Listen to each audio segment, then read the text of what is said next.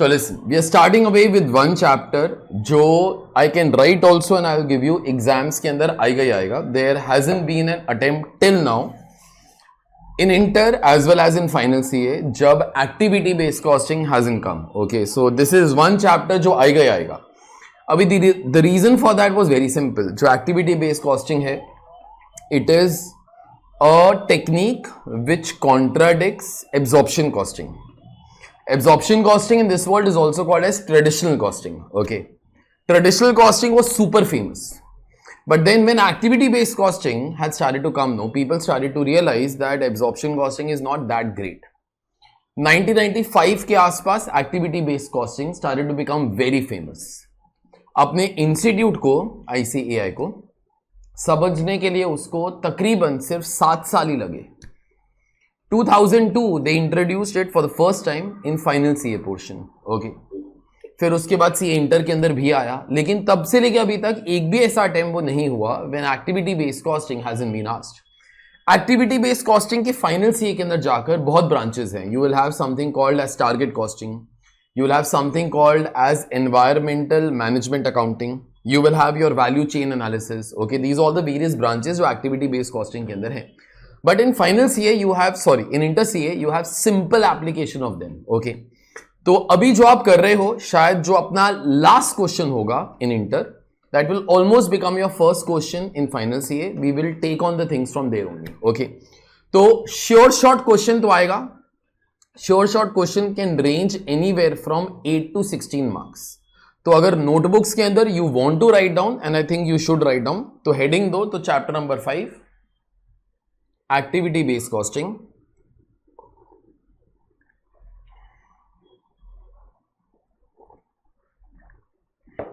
You can write down in brackets sure question for 8 to 16 marks. I am not saying that will be question number 1 compulsory for you all to be solving. मैं ऐसा कुछ नहीं बोल रहा हूं, लेकिन जो मैं बोल रहा हूं वो एग्जाम्स के अंदर वो आएगा ही आएगा 8 से लेके 16 मार्क्स तक. चलो सुनो, अभी हम लोगों ने इससे पहले इंटीग्रल नॉन इंटीग्रल किया था, दैट्स ओके, लेकिन उससे पहले हम लोगों ने एब्जॉर्प्शन कॉस्टिंग किया था. So I require absorption costing for this, and good thing is कि एब्जॉर्प्शन कॉस्टिंग अभी अभी ही हुआ है, so I don't need to tell you all the fundamentals of that. ठीक है, मैं उसका कोई भी एक एग्जाम्पल से स्टार्ट करके I will slowly start to say कि why is absorption costing not good and how to have a better technique as compared to absorption costing, and that technique in this case will be nothing but activity based costing. ठीक है, अभी when you listen to activity based costing, no, you will start to be thinking कि absorption costing किस गधे ने बनाया था. ठीक है, लेकिन you might hate it, whatever might happen. Okay, लेकिन absorption costing भी एग्जाम्स के अंदर आएगा ही आएगा. Okay, so whether you like, you hate, absorption costing will still come in exams, activity based costing will still come in exams. ठीक है, तो अभी इस thought से let's try to be doing the things. देखो, अभी absorption costing is mainly for fixed overheads, right? How to put fixed overheads inside your product. Okay, so in that particular case, absorption costing is for that purpose. हम लोगों ने absorption costing के अंदर कुछ ऐसा किया हुआ है. One of them is blanket method. Blanket method का मतलब क्या होता है? One company one single rate, तो एक ही रेट होएगा. लेकिन मोस्टली आजकल most of the companies would like to follow departmental method. ठीक है, डिपार्टमेंटल मेथड मतलब जितने डिपार्टमेंट्स उतने एब्जॉर्प्शन रेट्स, और एक फर्दर ब्रेकअप मेथड भी होता है, but that I had told also it becomes way too much. So most of the companies tend to follow departmental method only. ठीक है, तो डिपार्टमेंटल मेथड के अंदर कुछ ऐसे जरा याद करो, यू ऑल नो दिस यार. You have 2 types of departments. बोलो क्या? You have production departments and then you have service departments. ठीक है, production departments P1, P2, service departments S1 and S2. अभी हम लोग आंसर मेरे ख्याल से ये वाले स्टेप्स के अंदर लाए. एक एलोकेशन आ जाता है, एक अपोर्शनमेंट आ जाता है, उसके बाद एक रीअपोर्शनमेंट आ जाएगा. एक बार ये वाला काम कर लोगे, this will start to give you BOH divided by BLA, तो तुम लोग को इधर तुम्हारे एब्जॉर्प्शन रेट मिल जाएंगे. ये एब्जॉर्प्शन रेट अपने प्रोडक्ट्स को अप्लाई करोगे तो तुम लोग को तुम्हारे फिक्स्ड ओवरहेड्स पर यूनिट मिल जाएगा. Allocation, charge specific cost to the specific departments. ठीक है, सेकेंड, कॉमन कॉस्ट आप लोग कोई ना कोई रेशियो के अंदर डिवाइड कर दो. यू ऑल नो दैट यार. उसके बाद सर्विस डिपार्टमेंट्स का टोटल मार लेना। रीअपोर्शनमेंट के ना वैसे हम लोगों ने 3 मेथड्स किए हुए हैं। 3 मेथड्स का नाम बताइए। Direct method, step ladder method या रेसिप्रोकल मेथड, ठीक है। इन एनी केस उसका मतलब जो है वो इतना ही है, ये वाले खर्चे इधर डाल दो, ये वाले खर्चे जो है आप इधर डाल दो। आप लोग कुछ भी करोगे रीअपोर्शनमेंट के बाद सर्विस डिपार्टमेंट्स का cost always become zero, you all know that. This starts to give you your BOH. हर डिपार्टमेंट का बीएलए सोचो, एब्जॉर्प्शन रेट मिल जाएगा, ठीक है। सपोज यहां पे एब्जॉर्प्शन रेट आया 2 पर labour hour, because I was following से लेबर आर मेथड। यहां पे आया 3 पर machine hour, suppose I was following machine hour method, ठीक है। ये रेट्स का मतलब क्या है, कोई भी प्रोडक्ट अगर P1 के अंदर जाएगा उसको बनने के लिए 1 लेबर आर लगेगा, चार्ज 2 रुपीज एज ओवरहेड्स। कोई भी प्रोडक्ट अगर P2 के अंदर जाएगा उसको बनने के लिए 1 मशीन आर लगेगा, charge ₹3 as overheads to that particular product. मेरा कोई एक प्रोडक्ट है, से प्रोडक्ट एक्स, पहले वो P1 में जाता है, उसको बनने के लिए 10 लेबर आवर्स लगता है। फिर वो P2 में जाता है, उसको बनने के लिए 30 मशीन आवर्स लगता है, एट द रेट ऑफ ₹2 पर labour hour, at the rate of ₹3 पर मशीन आर। तो यहां पे आ जाएगा 20, यहां पे आ जाएगा वो 90। तो एक्स के एक यूनिट को 110 रुपया चार्ज करो। हम लोगों ने जो भी आज तक क्वेश्चंस किया, अपना एंड रिजल्ट हमेशा वही होता है, how much fixed overheads are to be charge to each and every unit, ठीक है। तुम लोगों ने जो भी किया मेरे ख्याल say that was almost around this only, ठीक है। अभी क्या करते हैं, एक एग्जांपल मैंने ड्राफ्ट किया है which I am planning to follow right now, ठीक है। ध्यान से सुनना जरा प्लीज। अभी ये वाला जो एग्जांपल है ना, इस एग्जांपल के अंदर व्हाट आई हैव डन, अगर किधर कैल्सी की जरूरत पड़ती है, अगर मैथ्स के ना इतने अच्छे वो नहीं हो, तो प्लीज एक कैल्सी अपने पास रखना। Whenever I will tell you all to compute something, ensure that please you all do that, okay. सुनो, मेरे इस क्वेश्चन के अंदर 2 प्रोडक्शन डिपार्टमेंट्स हैं, P1 P2। P1 के अंदर मशीन्स भी हैं, वर्कर्स भी हैं, but I try to be thinking principally machine ज्यादा है, ओके। काम जो ज्यादातर होता है मशीन्स की वजह से होता है, ठीक है। सो देयरफॉर ये चीज मैं तुमको क्यों बताया रहेगा, बताओ।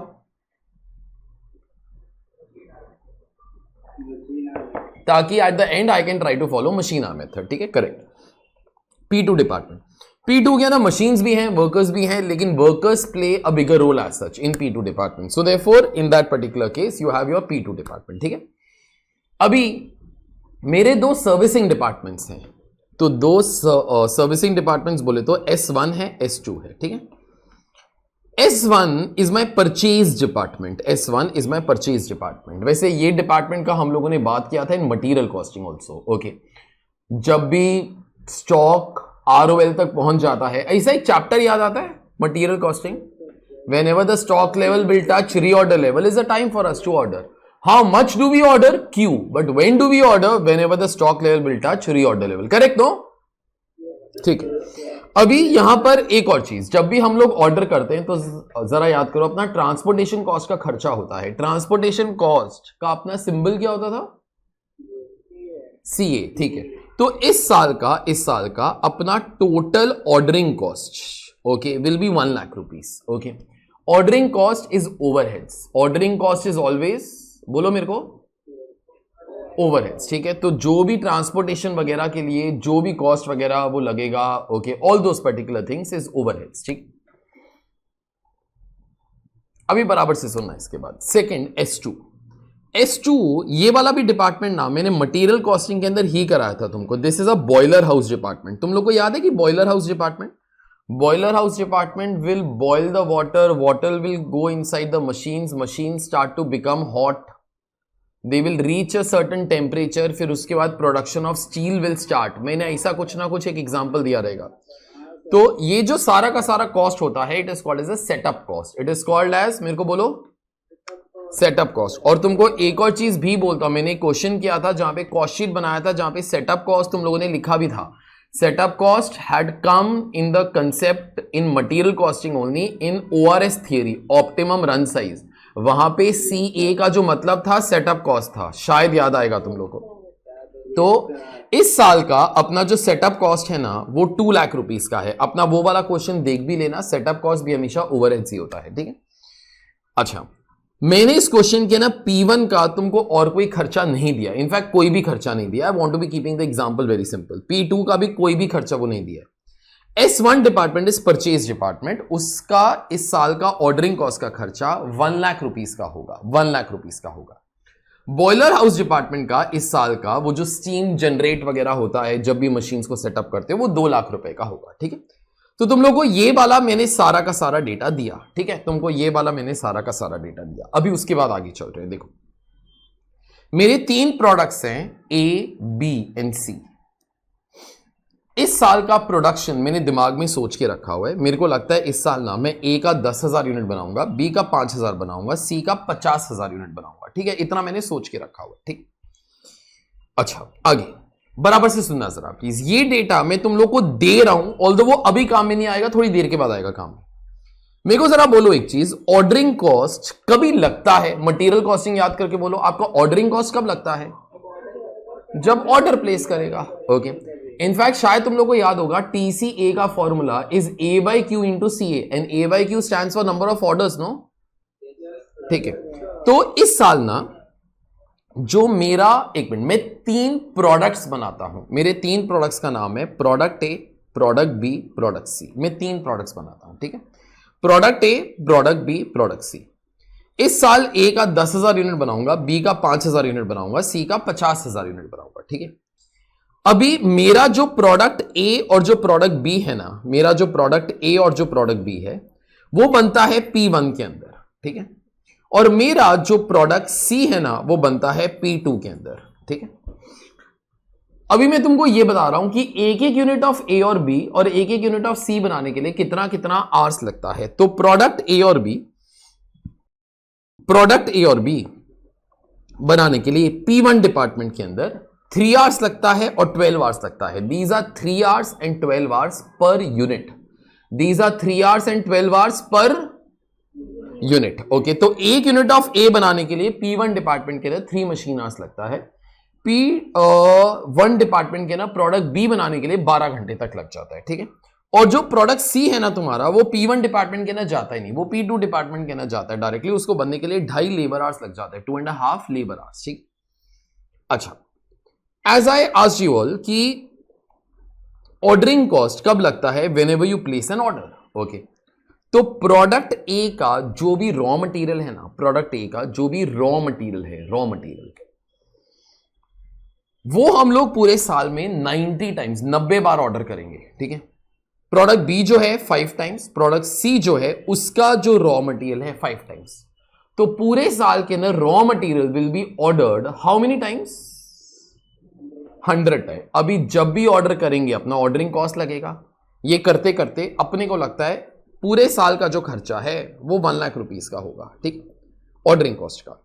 फिर उसके बाद जब प्रोडक्ट ए बनाएंगे ना, अपने को मशीन सेटअप करने की जरूरत पड़ेगी। प्रोडक्ट ए के लिए 170 टाइम्स मशीन सेटअप होएगा पूरे साल के अंदर, प्रोडक्ट बी के लिए 25 टाइम्स, प्रोडक्ट सी के लिए 5 टाइम्स। तो in all 200 times machine setup होने वाला है। ओके, बस इतना डेटा देकर अगर कोई अपने को बोलता है solve this question using absorption costing and discuss it's drawbacks, ठीक है, तो मैं अभी वही वाला काम करने स्टार्ट कर रहा हूं कि I am trying to tell you all how will this question get solve by absorption costing. और मैं तुमको कुछ नहीं सिखा रहा हूं, तुमको सब आता है। ठीक है, मैं एग्जैक्टली वही कर रहा हूं जो तुम लोगों ने एब्जॉर्प्शन कॉस्टिंग के अंदर किया था। So let me start. Okay, तो सबसे पहले in this particular case allocation. Allocation बोले तो charge specific cost to specific departments. तो मैंने P1 का कुछ खर्चा ही नहीं लिखा, नील। P2 का मैंने कुछ खर्चा ही नहीं लिखा, नील। S1 का इस साल का खर्चा ऑर्डरिंग कॉस्ट का कितने रुपीस का होएगा बेटा? 1 lakh. So therefore this is 1 lakh. और S2 बॉयलर हाउस डिपार्टमेंट, तो सेटअप कॉस्ट का खर्चा कितने का हो जाएगा? 2 लाख। ठीक, चलो काम खत्म। उसके बाद अपोर्शनमेंट के लिए मैंने तुमको कोई कॉमन खर्चा तो चलो दिया ही नहीं, तो I am writing nil over here. Apportionment is done of common cost, correct no? तो कोई कॉमन कॉस्ट वगैरह, I just want to be keeping the number super simple. ठीक है, तो ये आ जाएगा 1 लाख, ये आ जाएगा 2 लाख। ठीक है, ये आ जाएगा नील, ये आ जाएगा nil. Time for us to be doing reapportionment. मेरे को बोलो out of the 3 methods, direct method, step ladder and reciprocal, which is the simplest method, जो सबसे जल्दी खत्म हो जाता है? डायरेक्ट, तो चलो मैं डायरेक्ट मेथड ही फॉलो कर लेता हूं, ठीक है। सुनो, 1 lakh rupees we have to divide among P1 and P2। मैं कुछ भी ब्रेकअप कर रहा हूं, if you will tell me any breakup I can take that breakup also, वरना सुनो 1 लाख इधर से निकाल देगा, I divide it in some ratio, suppose that ratio is given in the question, ठीक है। तो से 75,000 25,000, कुछ भी okay. Suppose like you know, अपने को जरा याद करो, एक परसेंटेज वो दिया रहता था, या फिर अपने को ये दिया रहता था divided up in this particular ratio. तो ऐसा जरा सोचो कि वो रेशियोज अपने को दिया हुआ है, ठीक है। उसके बाद 2 लाख रुपीज इधर से लेस करेगा। अभी कुछ अजीब नंबर्स लेता हूं, वरना कोई बोलेगा कि घर से बना के लाए। तो 37,500 और बैलेंस तो कितना बच जाएगा बेटा, 162,500, ठीक है। चलो सुनो, तो उसके बाद this thing will become nil, this thing will become nil. तो P1 का खर्चा 112,500 और इसका खर्चा 187,500, ठीक है। अभी मेरे को तुम्हारी हेल्प की जरूरत है। मेरे को बोलो P1 डिपार्टमेंट के ना, we had decided to follow which particular method, machine hour के लेबर आर, मशीन आर। तो अब मेरे को कैल्सी उठाना या orally if your maths is good, मेरे को जरा बोलो P1 के अंदर ये सारा डेटा मेरे को पूरे साल का ही चाहिए बेटा। P1 के ना पूरे साल के अंदर कितने मशीन आवर्स का काम होगा, आराम से कैल्सी यूज करो या ओरली करो, मेरे को बताओ। 90,000। प्रोडक्ट ए 10,000 यूनिट वो बनाएंगे, हर यूनिट के लिए 3 मशीन आवर्स लगेगा, ठीक है। उसके बाद प्रोडक्ट बी 5,000 यूनिट बनाएंगे, हर यूनिट के लिए 12 घंटे लगेगा। So 10,000 into 3 plus 5,000 into 12, this will be coming to 60,000, ठीक है। तो 10,000 इंटू 3 इज 30,000, 5,000 इंटू 12 इज 60,000। तो in all in this particular case this will B 90,000। तो P1 डिपार्टमेंट के अंदर बेटा 90,000 मशीन आवर्स का काम हो जाएगा, ठीक है। अपना कैल्सी लो, डिवाइड जरा कर 1.25, सो लेट मी राइट इट 1.25 पर मशीन आवर। हम लोगों ने मशीन आवर मेथड फॉलो किया। अब मेरे को जरा बोलो P2 डिपार्टमेंट के अंदर कितने लेबर आवर्स का काम होगा, 1,25,000। कैसे, प्रोडक्ट सी का 50,000 यूनिट बनाएंगे, हर यूनिट के लिए 2.5 घंटे जो है वो लग जाएगा। सो देयरफॉर 50,000 इंटू 2.5, तो ये आ जाएगा 1,25,000। जरा डिवाइड करो एक बार, दिस विल बी 1.5 पर लेबर आवर, ठीक है। अभी what is your aim in every question in absorption costing? Sir our aim is we got to be finding out fixed overheads per unit for each and every product, okay. तो एक काम जरा कर लेते हैं, product A, product B, product C, ठीक है। This is me, ठीक है, this is me, this is me.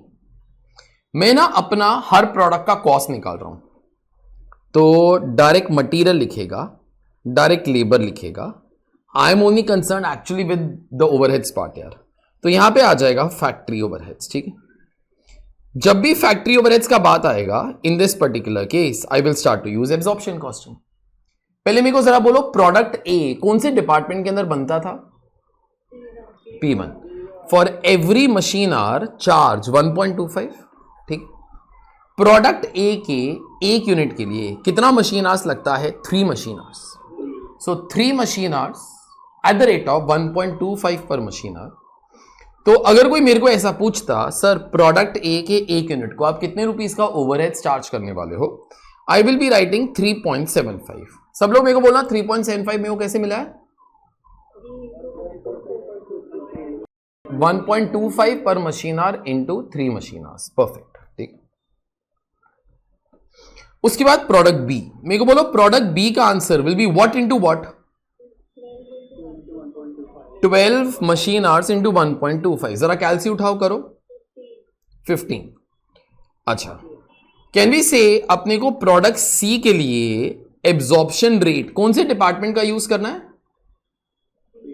P2। तो इट इज 1.5 पर लेबर आवर एंड कितना लेबर आवर्स लग जाएगा for every unit, 2.5। So 2.5 into 1.5 ये कितना आ जाता है बेटा, 3.75, ठीक है। Might be this is one of the simplest questions that you all have ever done of absorption costing, ठीक है। मैंने कोई कॉम्प्लिकेशंस वगैरह नहीं रखा, ओके। मैंने बस यहाँ पे 2 ही खर्चे दिए और मैंने उससे आंसर निकाल दिया, ठीक है। मेरे को एक बार बहुत ऑनेस्टली बोलना, is this thing all okay, ये वाला एग्जांपल ठीक है, चलो ठीक है, अब इसको क्रिटिसाइज करते हैं, ठीक है। If it is now clear to you, so let me start to criticize that. Okay सुनो, अभी सी खुद ब खुद जरा सोचो, एब्जॉर्प्शन कॉस्टिंग का एक मेजर एम क्या है? सर मेजर एम तो ये है that we have to try to find out how much fixed storage should be charge to each and every unit. I do understand that aim, but I also do understand कि जो भी number आए वो correct होना चाहिए ना। It's a simple rule that every product should bear its own cost. Let this sink in. Every product should bear its own cost. This should always happen, no, in real life. अगर कोई product का cost ज्यादा है तो उस product का cost ज्यादा होना चाहिए, ठीक है। अगर कोई प्रोडक्ट को बनने के लिए ज्यादा टाइम लगता है तो उसको ज्यादा कॉस्ट मिलना चाहिए, ठीक है। मैंने यही प्रिंसिपल तुम लोग को एब्जॉर्प्शन कॉस्टिंग ने सिखाया, but sometimes I start to then think that does absorption costing actually give me correct results? Okay, खुद ब खुद अभी जरा सोचना। I am trying to prove that how stupid these numbers are. I am trying to be proving how wrong these numbers are, ठीक है। How do I prove that? So listen, ध्यान से सुनना जो मैं अब तुमको बोलने वाला हूं। देखो, मैंने जब भी, क्योंकि ना जो मैं अब तुमको नेक्स्ट 10 मिनट के अंदर वो बोलूंगा ना, ये तुमको क्वेश्चंस के अंदर कमेंट्स के तौर पे लिखना होगा right from the first question. कुछ लिखो मत व्हेन वी आर स्पीकिंग, कुछ मत लिखो, okay, but just keep in mind वो मैं लिखवाऊंगा, मेरे को क्वेश्चंस के अंदर कमेंट्स वगैरह वो लिखवाना है, ठीक है। That is part of our solving only, ठीक है। सुनो, देखो तूने क्या गलती की, पहले मेरे को जरा बोलो, ये जो 1 लाख रुपीस का कॉस्ट है, सोचो जरा, originally this is which cost? मेरे को इस कॉस्ट का नाम जरा बताओ ना। दिस इज ऑर्डरिंग कॉस्ट, ठीक है। अभी खुद ब खुद जरा सोचना, ordering cost is incurred whenever you order the raw materials for the products. Is that okay? ठीक है। तो मेरे को एक चीज तुम लोग जरा बताओ ना प्लीज, सबसे ज्यादा ऑर्डर्स कौन से प्रोडक्ट के लिए हम लोग प्लेस करते हैं? ए। अच्छा, तो मैं क्या बोलता हूं, लेकिन ए को तो सबसे कम कॉस्ट मिला बेटा, 3.75। गलती होगी।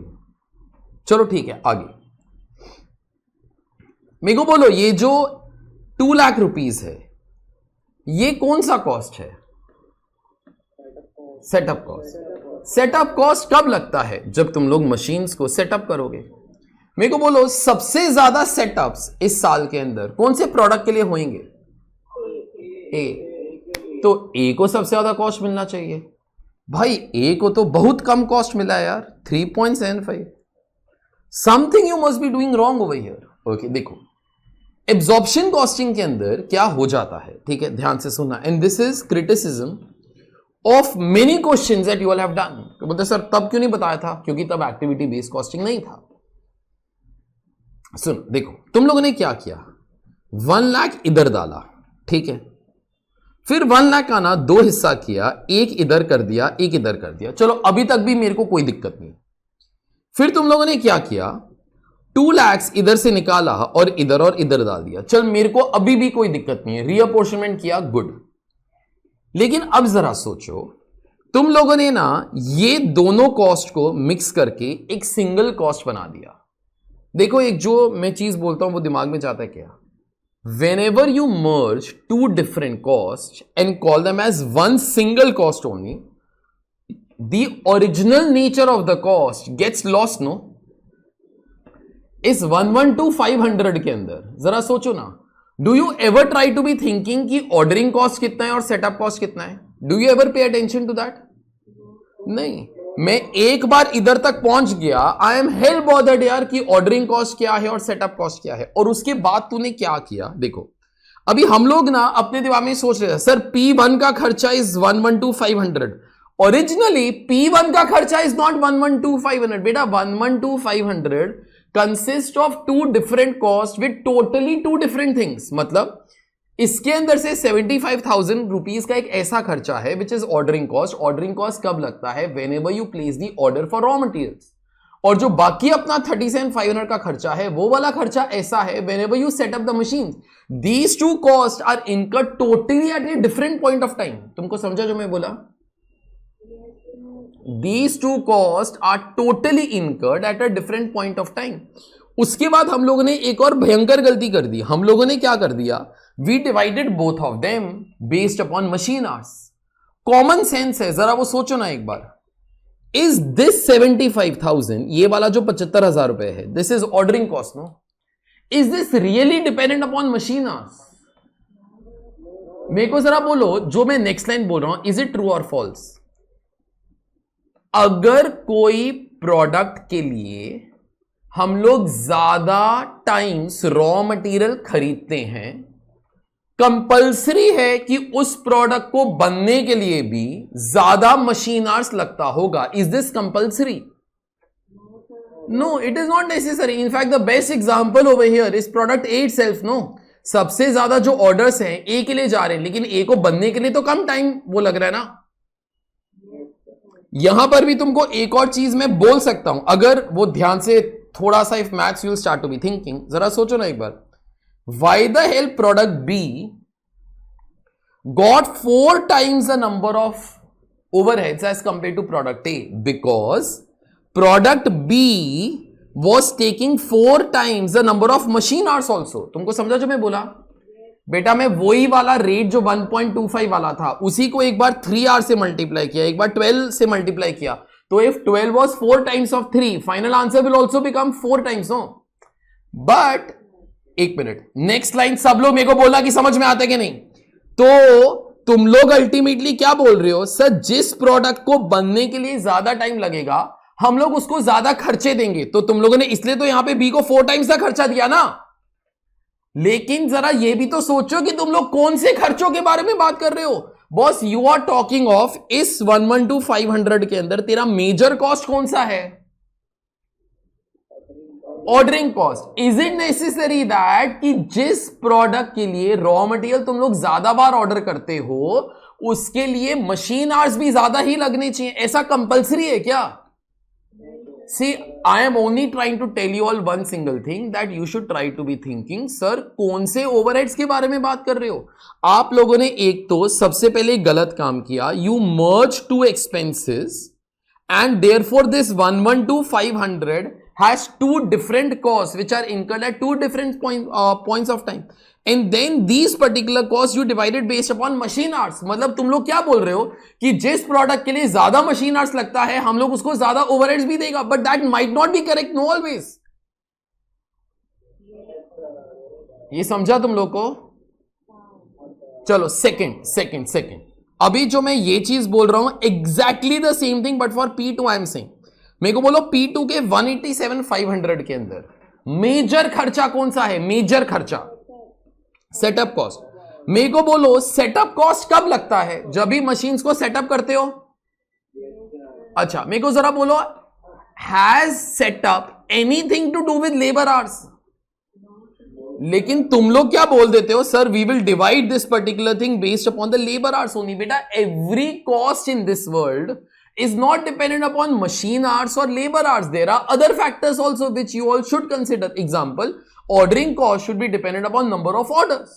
Setup cost should be divided based upon number of setups. Okay, so on and so forth. लेकिन अगर फिर भी कोई बोलते हैं नहीं sir absorption costing superb sir, वही correct है सर. Okay, तो then last proof, उसके बाद you all will also start to be thinking कि किस घोंचू ने absorption costing बनाया था. ठीक है, अभी ध्यान से सुनना, I am trying to be proving how useless absorption costing is. ठीक है, अभी ये वाला क्वेश्चन तुमने और मैंने तैयार किया. ठीक है, बदल देते हैं तो अपना क्या जाता है. ओके, मेरे को ऐसा लगा इस साल 1 लाख रुपीस का ऑर्डरिंग कॉस्ट का खर्चा होगा. ठीक है, ऑर्डरिंग कॉस्ट का खर्चा कब होता है? Whenever you place an order, right. तो इस साल के अंदर हम लोग कितने ऑर्डर्स प्लेस करेंगे बेटा? 100. ठीक है, तो हम लोग कितने ऑर्डर्स प्लेस करेंगे? 100. ठीक है, तो कैन वी से ध्यान से सुनना जरा प्लीज. अगर मैं 1 लाख को 100 से डिवाइड करूं तो 1 लाख डिवाइडेड बाय 100, मतलब अगर मैं CA निकालने का ट्राई करूं, ओके, CA बोले तो ऑर्डरिंग कॉस्ट ना, तो my ordering cost will be ₹1000 पर ऑर्डर. Is this okay? तो जब मैं एक बार ऑर्डर प्लेस करता हूं तो मेरा ट्रांसपोर्टेशन कॉस्ट का जो खर्चा है 1000 रुपए का लग जाता है. ठीक, अब ये क्वेश्चन एज ए टोल तुमने और मैंने बनाया, बदल डालते हैं। मेरे को स्ट्राइक हुआ बराबर से सुनना, मेरे को स्ट्राइक हुआ इस साल ना प्रोडक्ट ए के लिए 90 ऑर्डर्स नहीं प्लेस होंगे, 91 ऑर्डर्स प्लेस होंगे, ठीक है, 91 ऑर्डर्स। तो कैन वी से ये 100 will become 101, is this okay? लेकिन याद रखना फिर तेरा ना पूरे साल का ऑर्डरिंग कॉस्ट भी बदल जाएगा। कैन वी से अगर तू एक और ऑर्डर प्लेस करेगा उस ऑर्डर का भी खर्चा तो चढ़ेगा ना तेरे को। तो इस साल तेरा ये जो 1 लाख रुपीज है, कैन वी से विल बिकम 1,01,000, ठीक है। मेरे को जरा बोलो ये जो एक्स्ट्रा ऑर्डर प्लेस हुआ कौन से प्रोडक्ट के लिए हुआ? ए। तो ये वाला कॉस्ट सब लोग तो ये वाला चीज एक्सेप्ट करेंगे, ये वाला खर्चा ए के लिए हुआ, तो ये वाला खर्चा तो जो है वो ए को ही जाना चाहिए ना। अब जरा सोचना, अगर तुम लोग एब्जॉर्प्शन कॉस्टिंग फॉलो करोगे ना, ये ऑलमोस्ट सबको जाएगा सिवाय ए के। जरा वो देखना, अभी देखो, अभी बराबर से सुनना प्लीज। ये 1 लाख विल बिकम 1,01,000, ठीक, ये 1 lakh will become 1,01,000। Can be से जो 1 लाख के साथ हुआ वो 1000 के साथ भी तो होएगा ना, मतलब 1000 का एक हिस्सा इधर आ जाएगा। आगे बोलो। एक हिस्सा P2 को चला जाएगा। तो एक मिनट, सब लोग को समझा? एक गलती तो हो गई कि थोड़ा सा खर्चा P2 को चला गया। जो खर्चा P2 को जाएगा वो अल्टीमेटली कौन से प्रोडक्ट की कॉस्ट के अंदर घुस जाएगा? प्रोडक्ट सी के अंदर। एक मिनट, तो सब लोग मानते हैं कि एक गलती तो हो गई। अभी सेकंड गलती देख, जो कॉस्ट P1 डिपार्टमेंट के अंदर भी आया ना, that will get spread over product A and product B in such a way that product B will again take cost 4 times that of A, no, क्योंकि उसको बनने के लिए साला 4 टाइम्स लगता है। Is this understood?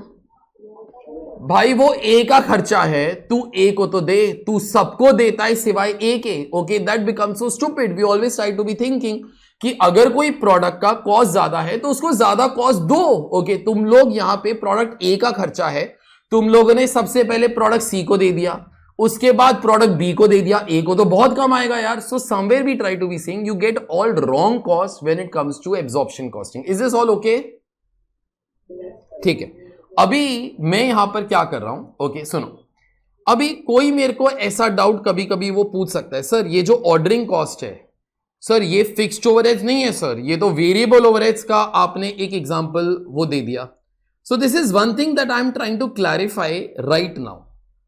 Original theory के हिसाब से which all cost are classified as fixed cost. Fixed cost का ओरिजिनल डेफिनेशन क्या होता था?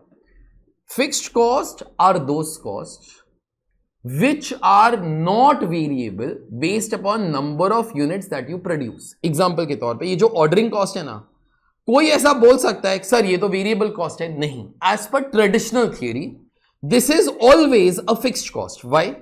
क्योंकि it is not incurred for each and every unit. It is incurred for certain group of units. It is not incurred for each and every unit. तुमको समझा मेरी बात?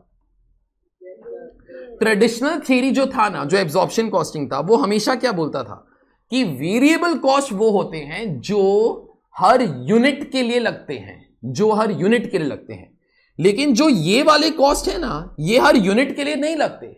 Ordering cost कब लगता है? Whenever you place an order of raw materials. मेरे को जरा बोलो, जब भी एक यूनिट बनाता है, do you place an order for the raw materials? No, you will place order for certain units of raw material, ठीक है, और वो वाला खर्चा करके you will be able to get the materials, okay, and then you will be able to produce certain group of units, ठीक है।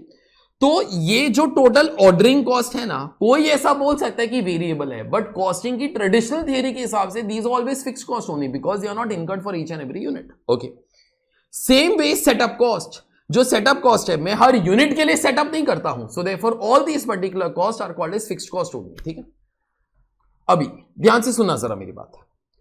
बोलते सर एब्जॉर्प्शन कॉस्टिंग के अंदर आपने प्रूव किया कि ये वाले जो कॉस्ट के आंसर आते हैं ये गलत आते हैं, आई से ऑब्वियसली वो गलत आते हैं, तो सर फिर करेक्ट भी सिखाओ।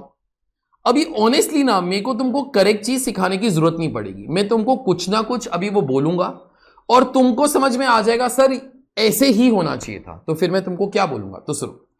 तो क्या हुआ, Under absorption costing, every product no used to be getting wrong cost. Every product, okay, wrong cost ही मिल रहा था उनको.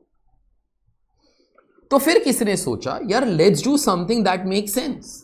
Why to have a procedure which is damn of no use? Okay.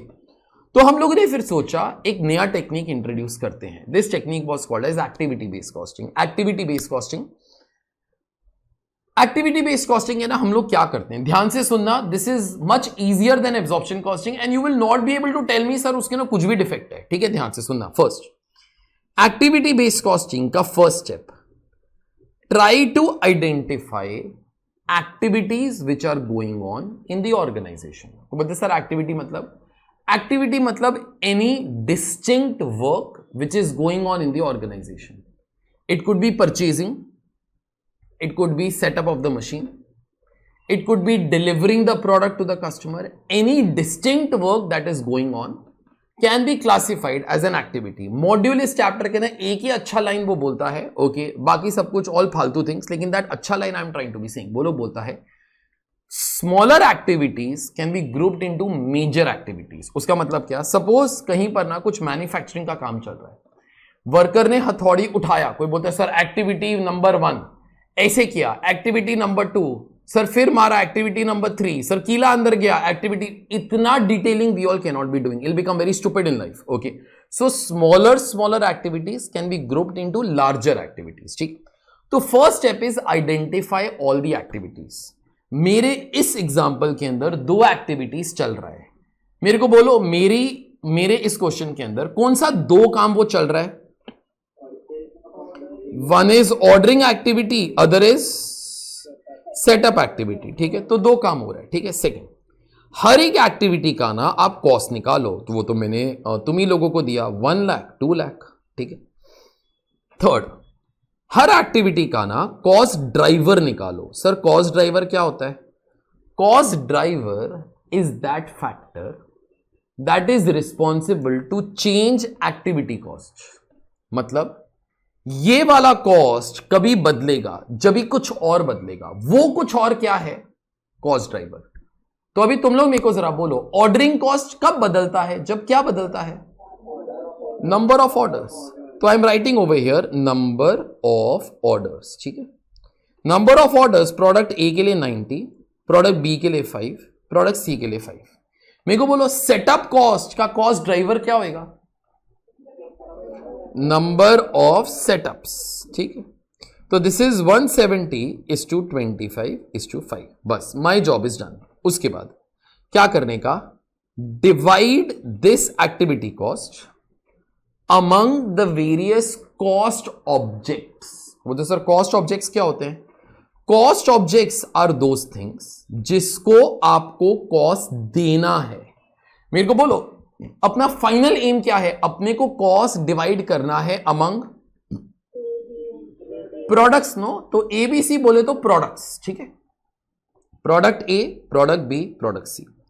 तो अभी एक फाइनल लाइन में बोल रहा हूं, final line, divide activity cost among the various cost objects in the ratio of cost driver. That's it, तुम्हारा work is all together done. तो 1 lakh product ABC के अंदर इस रेशियो के अंदर चला जाएगा. तो मतलब यहां पर कितना आ जाएगा? 90,000. यहां पे कितना आ जाएगा? 5,000. यहां पे कितना आ जाएगा? 5,000. ठीक, 2 लाख इस रेशियो के अंदर चला जाएगा. तो यहां पे कितना आ जाएगा? 1,70,000. यहां पे कितना आ जाएगा? 25,000. यहां पे कितना आ जाएगा? 5,000. This is fully done from my side. This is nothing but your BOH as per activity based costing. इसका टोटल 2,60,000, इसका 30,000, इसका 10,000. बस this is your BOH. Sir now you will divide by BLA. Obviously not. काय का BLA? You directly divide no by number of units. Okay, A का कितना units बनाएंगे? 10,000. B का 5,000. सी का यहां पर 50,000. बस जो भी आंसर आएगा this is nothing but your overheads per unit over here. तो एक यूनिट ऑफ ए के लिए 26, एक यूनिट ऑफ बी के लिए 6 रुपीज और यहां पर 0.2. तुम्हारा मेरा जिंदगी बीत जाएगा. सॉरी, 2,60,000 अपॉन 10,000 ना, ये 2,60,000 था बेटा, 2,60,000. ठीक, सुनो तुम्हारा मेरा जिंदगी बीत जाएगा, but you will not be able to find out a single defect in this entire system. It is impossible. को बोलते sir it is not impossible. वो अपना लास्ट वाला एग्जांपल लो. चलो ठीक है, अगर मैंने मेरा लास्ट वाला एग्जांपल लिया, इसके ना 91 ऑर्डर्स अगर हो जाएंगे तो ये 101 हो जाएगा, लेकिन this cost will also become 1,01,000. तुमको समझा? अगर मैंने ये वाला मेथड फॉलो किया, directly 1,000 rupees will go to product A only. No, अगर मैंने इधर 1,01,000 कर डाला, this thing will also become, तो 91 नो हियर, तो automatically 1,000 rupees will be going to product A only. It's perfectly correct. Okay, activity based costing जब भी दुनिया में फेमस होना स्टार्ट हुआ ना, okay, it came to be known as cost driver analysis. Okay, because every cost we are trying to trace based upon cost drivers. Okay, and honestly उसने absorption costing को बहुत पीछे छोड़ दिया. It's not that absorption costing is not used at all. It is used, that I will teach you in final CA, that where it is still used. Okay, but activity based costing is one technique that made most of the things correct. Okay, जो भी flaws थे, it started to make everything correct, and I personally start to be thinking it is because of only one small thing. It is because of definition of fixed overheads. Okay, absorption costing क्या बोलता था कि ना fixed overheads वो वाले cost होते हैं जो हर यूनिट के लिए नहीं लगते. ठीक है, तो ऑर्डरिंग कॉस्ट हो गया, ये वाला कॉस्ट हो गया, all these particular cost are not incurred for each and every unit. They are not incurred जब भी आप एक और यूनिट बनाते हैं. These are called as fixed overheads under traditional costing. लेकिन जब एक्टिविटी बेस्ड कॉस्टिंग आया ना, उसने एक रूल ही बदल दिया. वो मेरे को क्या बोला? वो बोलता है कि ना ordering cost is not a fixed cost, it is also a variable cost only. But it is variable cost based upon not number of units. It is variable cost based upon cost drivers. तुमको समझा जो मैं बोला? तो ordering cost is also variable cost only based upon cost drivers. Okay. Why do not you use cost drivers directly only? Why to unnecessarily have a procedure like this which complicates and give you a wrong cost? Okay. अभी तुम लोग को exam के अंदर कैसे question आएंगे? तुम लोग को एग्जैक्टली ऐसे ही क्वेश्चन आएंगे. तुमको एक बार वो बोलेंगे solve the question using absorption costing, तो फिर ये वाला काम करना. सेकंड काम बोलेंगे solve the question using activity based costing, तो फिर ये वाला काम कर देना. Third important, they will ask you comment. अभी कमेंट ना ऑनेस्टली तुम्हारे इंटर के अंदर not many topics are there जहां पे कमेंट आता है. This is one of them. Okay, लेकिन फाइनल सीए के अंदर every problem comes with comments, and that is one of the biggest problems of most of the people, because most of people start to be mugging up the things. ये हुआ तो ऐसा comment करने का, and so on. Okay, so try to rationally think, because in FM also there is comments, like in ratios chapter, those people who have done. Okay, so whenever comments come, no, think rationally, analyze. Okay, analyze का मतलब क्या होता है? Think good, think bad. If something is bad, think why it is bad and give an advice how to correct it. Okay, that's a simple meaning of the term. Try to analyze and then comment. ठीक है, सुन. अगर मेरे को कोई इस question के अंदर वो बोलेगा ना कमेंट करो, तो देखो मैं कैसे कमेंट करूंगा. सुन, मैंने 3 आंसर्स लेकर आया था बाय यूजिंग एब्जॉर्प्शन कॉस्टिंग. तो 3 ओवरहेड्स ये आए थे. ठीक है, अभी एक्टिविटी बेस्ड कॉस्टिंग से ये 3 आंसर्स आए, 26, उसके बाद 6 रुपीज एंड 0.2. ठीक है, अभी मेरा स्टैंडर्ड कमेंट वो होने वाला है in this chapter. In final CA तो I will start to be changing it, क्योंकि वहां पे the questions will require much more as compare to whatever it is over here. सुनो, at inter CA level it is standardise comments. कैसे? बराबर से सुनना जरा प्लीज. देख, तू ऐसे जरा सोच कि तू गधा है. ओके, क्यों गधा है? क्योंकि ना आज तक तू एब्जॉर्प्शन कॉस्टिंग फॉलो करता था. So it is not me now, it is you. ठीक है, you are a stupid person, okay, because you follow absorption costing. ठीक है, जब से तू पैदा हुआ है तू तब से मेरे लेक्चर ही सुन रहा है और तेरे को लगता है सर एब्जॉर्प्शन कॉस्टिंग ही फॉलो करेगा, सर जो मर्जी हो जाए. तो चल ठीक है, तू जिंदगी भर एब्जॉर्प्शन कॉस्टिंग ही फॉलो किया, तो these are your 3 overheads as such. ठीक है, all your competitors are very शाना, they have already shifted to activity based costing. These are your competitors. ठीक, तो उन लोग को ये वाला कॉस्ट मिला. ठीक है, एक चीज बैक ऑफ द माइंड हमेशा याद रखना जब आप कमेंट करते हो, these are wrong cost, because these are cost that are given by absorption costing. ठीक, These are correct cost because these are costs that are given by activity based costing. ठीक है, तुमको क्या सोचने का है कि अगर तुम लोग एब्जॉर्प्शन कॉस्टिंग फॉलो करेगा ना, तेरा बिजनेस कैसे बर्बाद हो जाएगा। तू अपनी बर्बादी की स्टोरी लिख, that will be nothing your comments. मैं एग्जैक्टली वही काम करने वाला है, बर्बादी की story I am trying to tell you. ठीक है, अब तुम लोग जरा सोचो एक बार। ठीक है, तुम्हारे हिसाब से this is your factory overheads, this is your factory overheads, this is your factory overheads. ठीक है, अभी एक चीज मैं बोल देता हूं कुछ भी, एंड दैट इज मेरा मतलब तुम्हारा और कॉम्पिटिटर के प्राइम कॉस्ट के अंदर कुछ फर्क नहीं है। ठीक है, जो भी फर्क है it is only in technique of ascertainment of overheads.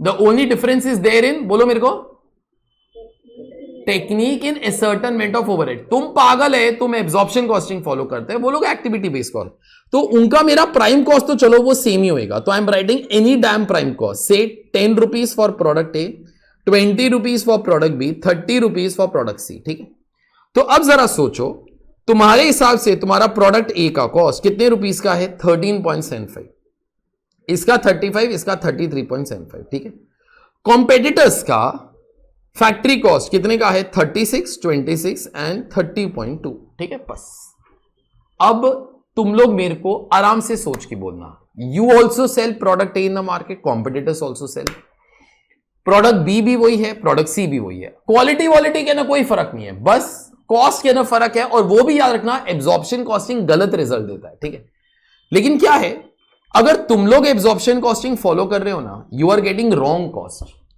तो तुम लोग पागल है कि तुम लोग एब्जॉर्प्शन कॉस्टिंग फॉलो कर रहे हैं। लेकिन क्या होता है ना कि अगर कोई पागल होता है ना, उसको नहीं पता होता कि वो पागल है, क्योंकि अगर उसको पता होता कि वो पागल है तो वो पागल नहीं होता। Is this all okay?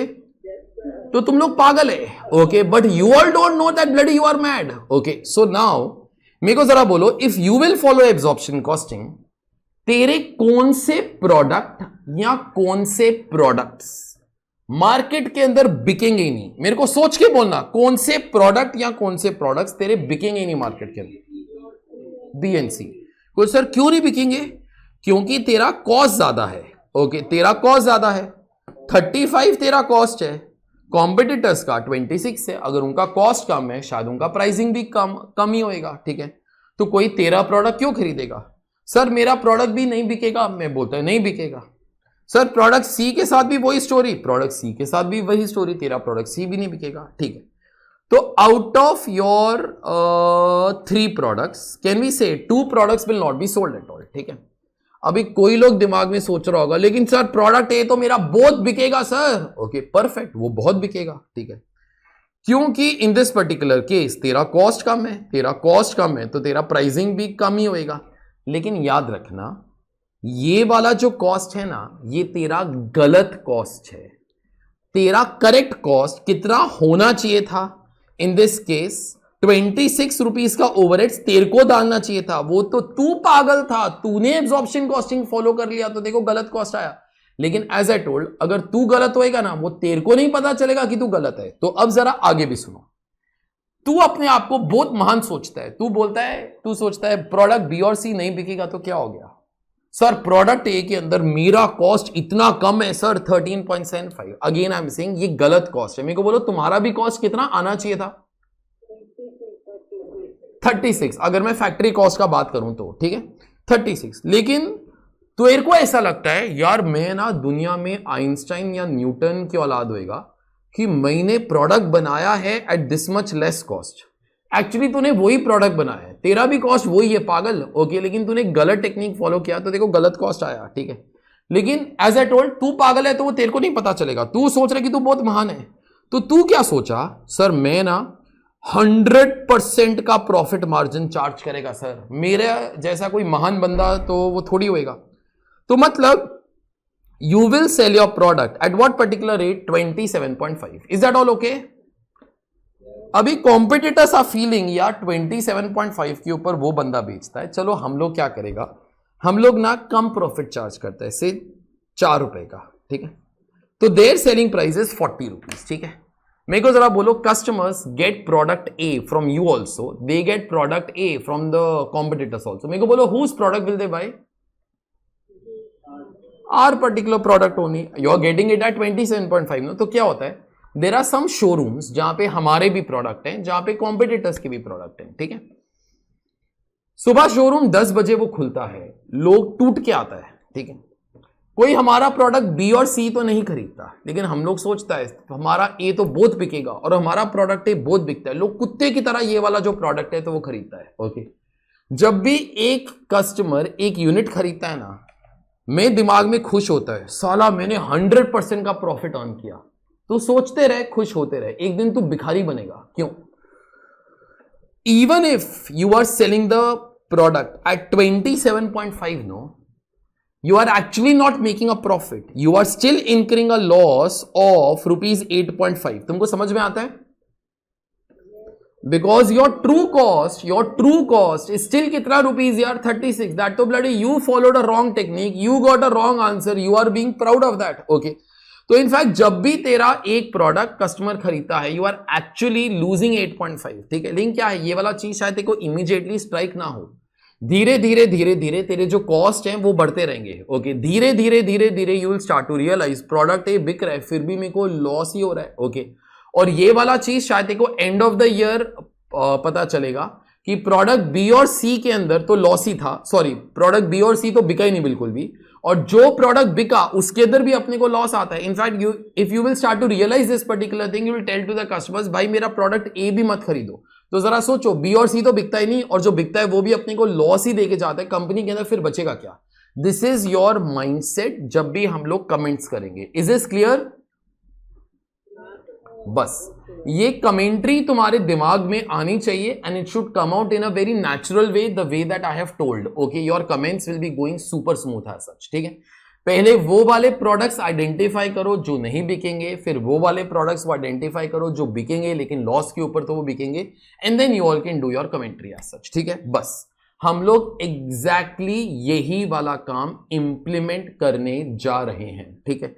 There is nothing else that you all require, no notes, no nothing that you all require। मैं बस तुमको ना एक्टिविटी बेस्ड कॉस्टिंग के ना स्टेप्स दे रहा हूं, okay, just as a short note and nothing else, ठीक है। तो एक काम जरा करो, तुम लोगों ने वो टाइटल तो दिया हुआ है in your notebooks as activity based costing, तुम लोग उसके नीचे इमीडिएटली लिखो steps to find overheads per unit under activity based costing. अच्छा, मेरा एक रिक्वेस्ट है, एक्टिविटी बेस्ड कॉस्टिंग को ABC बोलने का होएगा, मेरे को कोई दिक्कत नहीं है। जस्ट अ सेक। हाँ, मेरे को कोई दिक्कत नहीं है, एक्सेप्ट अगर प्रोडक्ट्स का नाम ABC है ना, फिर पूरे क्वेश्चन के अंदर एक्टिविटी बेस्ड कॉस्टिंग को एक्टिविटी बेस्ड कॉस्टिंग ही लिखना। Is this clear? वरना एग्जामिनर को नहीं पता चलेगा कि ABC तुम लोग प्रोडक्ट के बारे में बात कर रहे हो या तुम लोग टेक्निक के बारे में। और एक और चीज, हम लोगों ने वैसे एक बार और ABC वो पहले भी किया हुआ है, सब लोगों ने किया हुआ है। ABC किधर किया था? ABC analysis, category A 70%, 10%, category B 20-20। तो इसके लिए ना, I prefer not to become lazy, I prefer to write down the word activity based costing. If I become lazy, you all don't become lazy, ठीक है। चलो सुनो, तो यहां पे जरा लिखो, find all major activities going on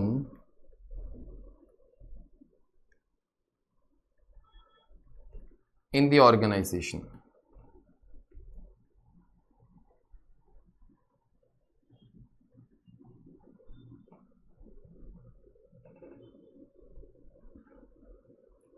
लिखो smaller activities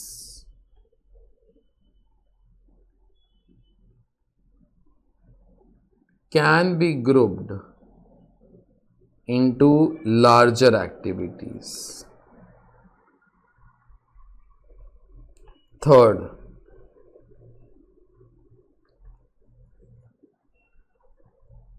find cost of each activity,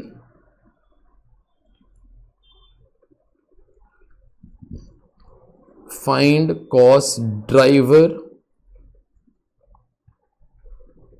of each activity, divide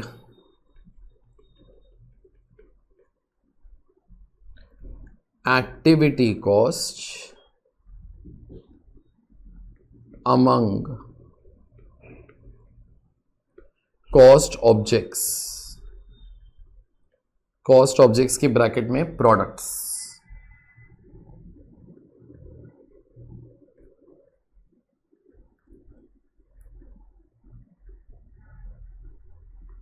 in the ratio of cost driver.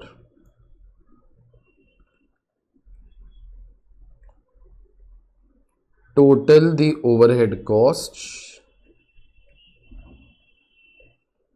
of each product.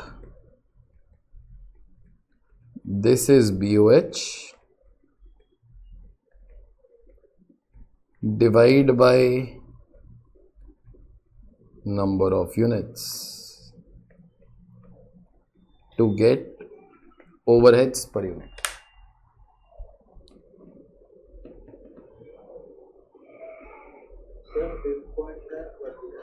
Divide activity cost among the various cost objects. Cost objects का मतलब products in the ratio of cost driver.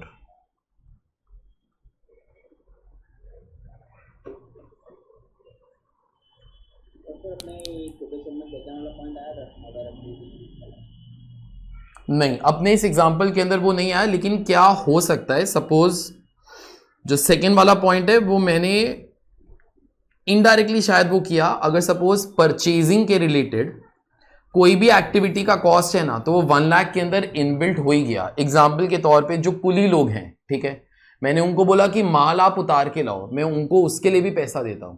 So that should not be classified as a different activity, it can be clubbed as part of the bigger activities. Okay,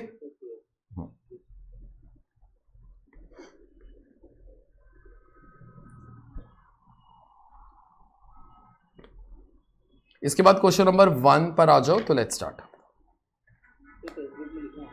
नहीं, now nothing to be done in the textbook, we are writing, मतलब now we are solving the question only, अभी और कुछ नहीं है बस।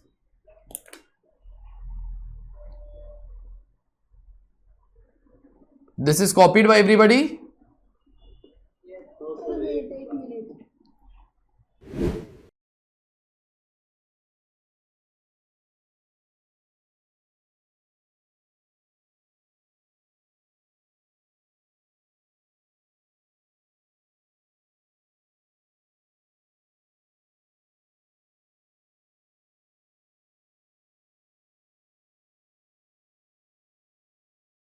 चलो सुनो मेरी बात। हाँ, come out to question number 1 that is there. अच्छा, इस चैप्टर के अंदर ना towards the middle I will explain you all few things. शायद एग्जाम्स के अंदर ना पूछें, I am damn sure about it, but in case like you know this is one chapter that helps you to run your business in a very nice way. Okay, so few things I might deviate from the chapter to try to tell you those particular things, not for exams but for real life, how the businesses are done. Okay, so जब भी वो आएगा I'll let you all know. ठीक है, चलिए सुनिए। A company produces 3 products A, B and C for which standard cost and quantities are as follows. Products ABC, quantity produced 10,000, 20,000, 30,000. Direct material per unit, तो DM DL। मैंने ना तुमको overheads के chapter के अंदर भी एक बार वो समझाया था, वही वाला चीज सेम अभी भी बोल रहा हूं। Guaranteed in this chapter they will always give you direct material and direct labor cost, because this chapter is still about, next word बोलो, overheads. Okay, so I am still interested in only overheads and nothing else. So वो लोग तुमको material और labour की कहानी हमेशा दे ही देगा, चाहे जो भी हो जाए। फिर लेबर आवर्स पर यूनिट, एक यूनिट ऑफ ए बनाने के लिए 3 लेबर आवर्स लगता है, बी बनाने के लिए 4, सी बनाने के लिए 5, machine hours per unit 4, 4 and 7। ठीक है, सुनो अभी ना इस चैप्टर के अंदर स्पेशली ना तुमको मैन्युफैक्चरिंग के रिलेटेड काफी वर्ड्स आएंगे. Most of those words you will be able to crack yourself, most of those particular words. Okay, कुछ न्यू आएगा, I let you all know. Number of purchase requisitions material costing के अंदर आया था. Purchase requisition form ऐसा कुछ आया था ना मेरे ख्याल से. ओके, तो हाउ मेनी टाइम्स, एक मेरे को बोलो, एक मैन्युफैक्चरिंग कंपनी क्या परचेज करती है? Raw material. तो प्रोडक्ट ए के लिए 1200 बार हम लोगों ने रॉ मटेरियल परचेज किया है. प्रोडक्ट बी के लिए 1800 बार, प्रोडक्ट सी के लिए 2000 बार. तीनों का ना टोटल इधर डाल देना 5000.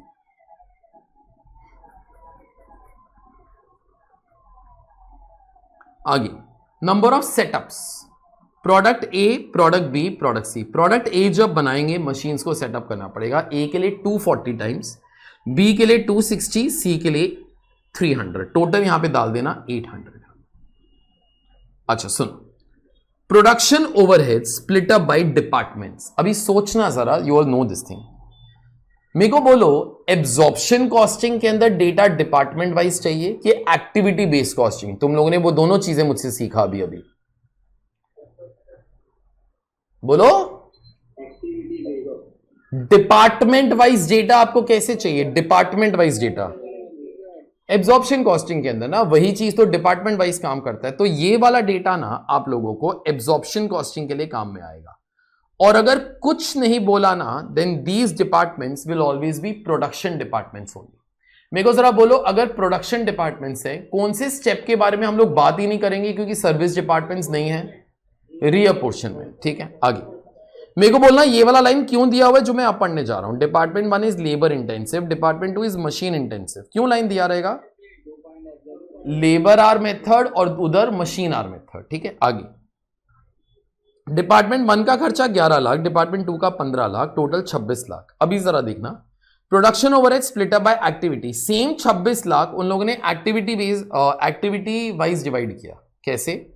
Production scheduling machine setup 12 lakhs, receiving and inspecting. मेरे को जरा वो बोलो ना, what do you receive and then inspect? The raw material.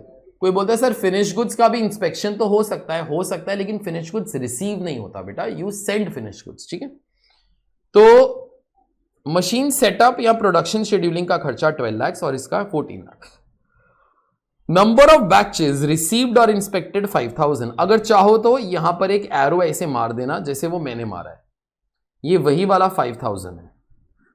कोई ऐसा सोच सकते हैं सर वो और ये सेम कैसे है? वो तो नंबर ऑफ परचेज रिक्विजिशंस था. बराबर है बेटा, जरा सोचो ना, जितनी बार रॉ मटेरियल परचेज करोगे उतनी बारी ही रॉ मटेरियल, आगे बोलो ना, रिसीव करोगे, और उतनी बारी ही रॉ मटेरियल, आगे बोलो ना, इंस्पेक्शन भी करवाओगे उसका कि उसका जो क्वालिटी वगैरह है बराबर है कि नहीं. तो ये 3 नंबर सेम ही होंगे बेटा. आगे number of batches for scheduling and setup that is 800. Okay, अगर मशीन्स को 800 बार सेटअप किया मतलब 800 बार बैचेस अपने पास वो होंगे, वो ताकि उनका जो मैन्युफैक्चरिंग है वो हो सके. You are required to prepare product cost statement. Product cost statement के ऊपर लिख देना कॉस्ट पर यूनिट, और कुछ नहीं है बेटा. प्रोडक्ट का कॉस्ट निकालो मतलब कॉस्ट पर यूनिट निकालो, और क्या. अंडर ट्रेडिशनल एब्जॉर्प्शन कॉस्टिंग, अगर ट्रेडिशनल कॉस्टिंग भी लिखा होता उसका मतलब ट्रेडिशनल एब्जॉर्प्शन कॉस्टिंग ही होता है. And activity based costing, compare the results under the 2 methods. I think we all can be starting now. तो स्टार्ट कर लेते हैं. Okay, let's try to be doing the things. Okay सुनो, तो सबसे पहले let's do the things under absorption costing. ठीक है, लिखो जरा please. Right, question number 1, label the parts in a proper way. simple things, please don't mess around. नहीं, तो after the last thing you can start off the things on the same page also. तो इसके नीचे you all can start, that's okay.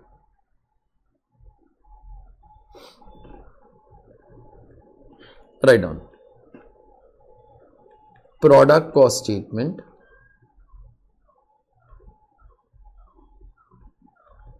under traditional absorption costing भी लिख सकते हो या सिंपली एब्जॉर्प्शन कॉस्टिंग भी लिख सकते हो. Product A, product B, product C.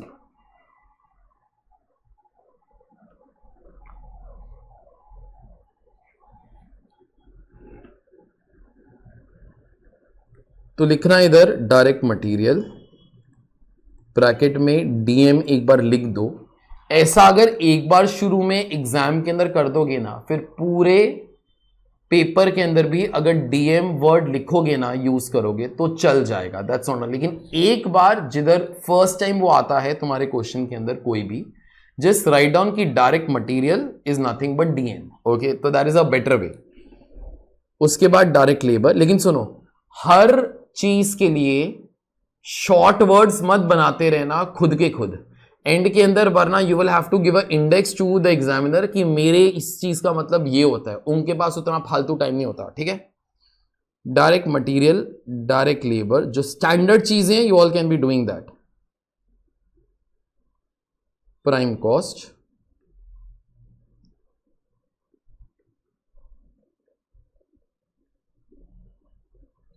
add factory overheads, FOH. So this is factory cost.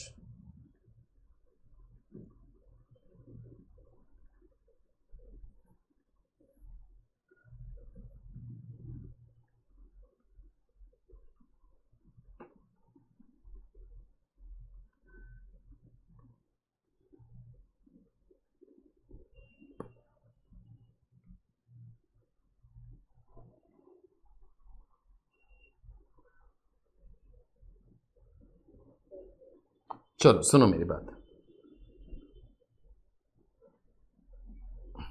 इसके बाद ना यहां पे लिख भी लेना एक्टिविटी बेस्ड कॉस्टिंग.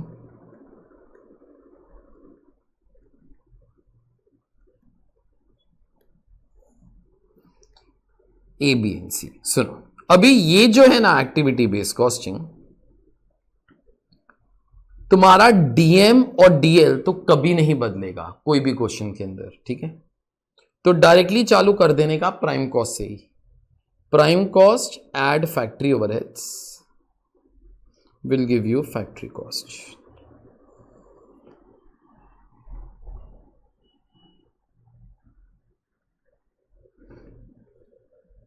इसके नीचे अभी लिखिए वर्किंग नोट 1, फैक्ट्री ओवरहेड्स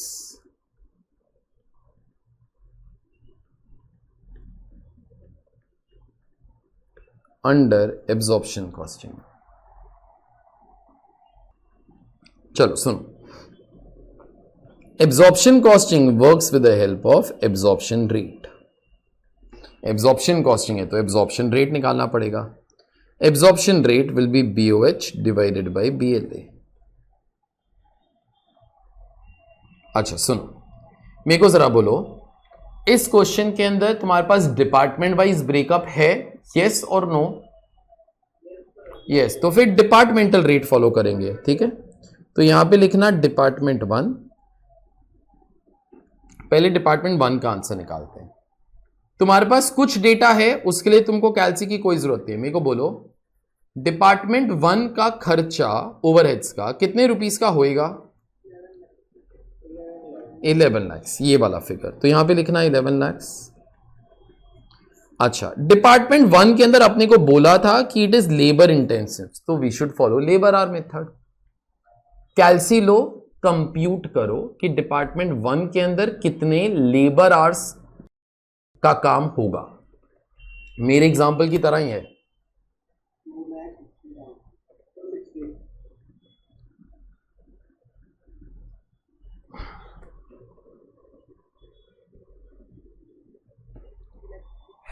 देखो, प्रोडक्ट ए का 10,000 यूनिट बनेगा, हर यूनिट के लिए 3 घंटे, सो 30,000 आवर्स फॉर ए. लेकिन वो सिर्फ ए है बेटा, ये पूरे डिपार्टमेंट का ओवरहेड्स है, तो आपको पूरे डिपार्टमेंट का लेबर आवर्स चाहिए.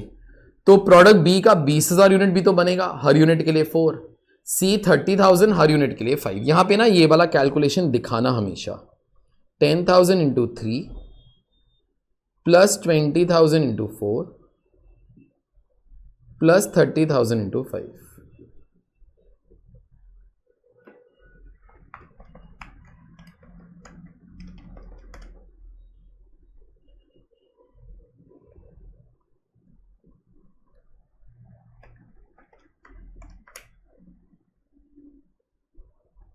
$4.23 पर लीबर आवर.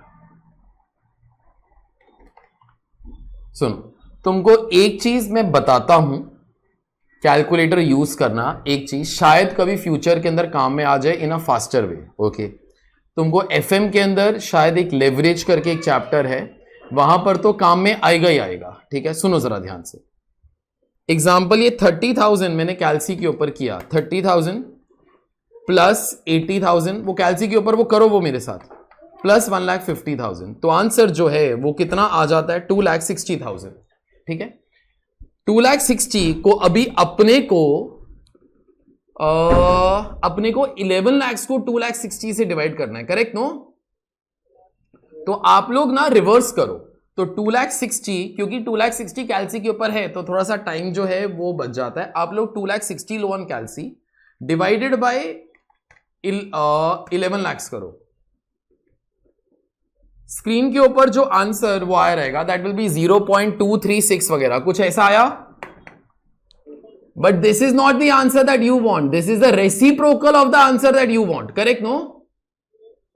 तो अभी अगर आप रेसिप्रोकल का रेसिप्रोकल करोगे that will give you the correct answer. No? तो इसका रेसिप्रोकल करने के लिए कैल्सी के ऊपर 2 बटन और प्रेस करना. Divide by is equal to, जरा वो करो एक बार. डिवाइड बाय और इज इक्वल टू. ये समझ में आ गया? Thank you. आगे डिपार्टमेंट 2 बोलो. बेटा पहले एब्जॉर्प्शन रेट आएगा, then we will charge it to the product. So we will charge this to our products after some time. लेकिन absorption costing to output method नहीं फॉलो कर सकता because there is more than one product. Sum के अंदर भी लिखा हुआ है department 1 is labour intensive, department 2 is machine intensive. तो प्रोडक्ट्स को चार्ज करेंगे एब्जॉर्प्शन रेट निकालने के बाद. ठीक है, सो जस्ट होल्ड ऑन. ठीक है, आप लोग डिपार्टमेंट 2 खत्म करो please. Department 2 is machine intensive, complete करो.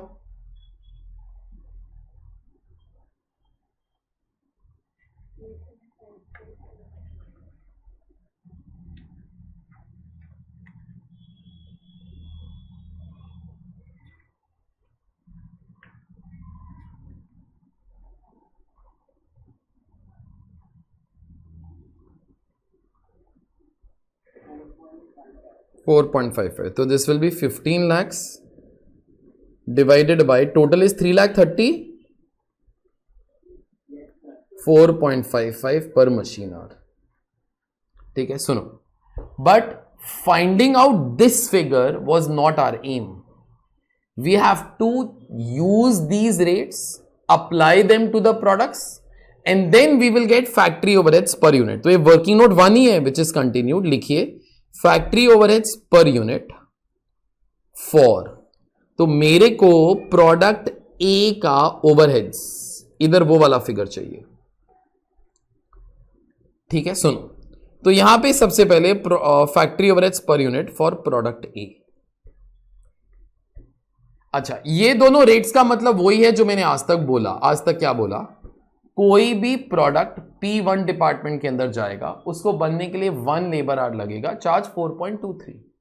कोई भी प्रोडक्ट P2 के अंदर जाता है उसको बनने के लिए 1 मशीन आवर लगता है, चार्ज 4.55 एज ओवरहेड्स. ठीक है, सुनो. अभी बिफोर आई कंटिन्यू ना, some things I try to fill it up. जो सम के ना हमेशा डायरेक्टली दिया रहेगा. मेरे को बोलो प्रोडक्ट ए का 1 यूनिट बनाने के लिए बेटा कितना मटीरियल कॉस्ट लग जाता है? 50. वो 1 यूनिट का ही तो वो डेटा है ना 50, और ये 30 था 80. उसके बाद 40 40 80 30 50 80. प्राइम कॉस्ट तो कोई भी मेथड फॉलो करो सेम ही रहेगा because method is only for overheads. ठीक है, सुनो. अभी उसके बाद let's charge our overheads to our product. Let's start to be doing that. तो प्रोडक्ट ए को बेटा ये वाला भी रेट चार्ज करेगा, ये वाला भी रेट चार्ज करेगा। तो यहां पे आप लोग ऐसे लिखना P1 P2।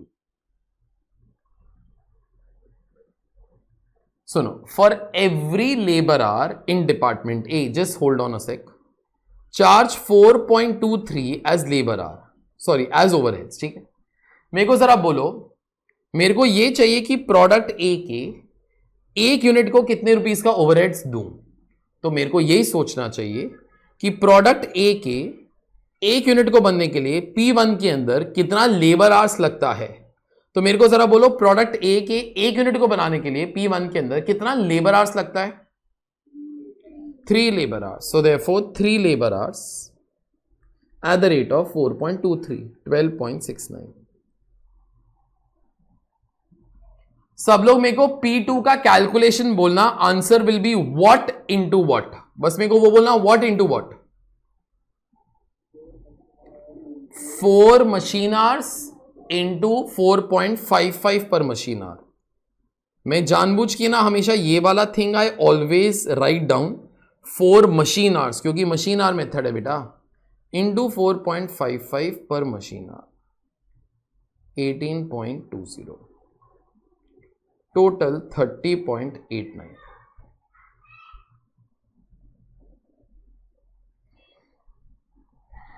अच्छा सुनो, ये 30.89 इधर आ जाएगा 110.89।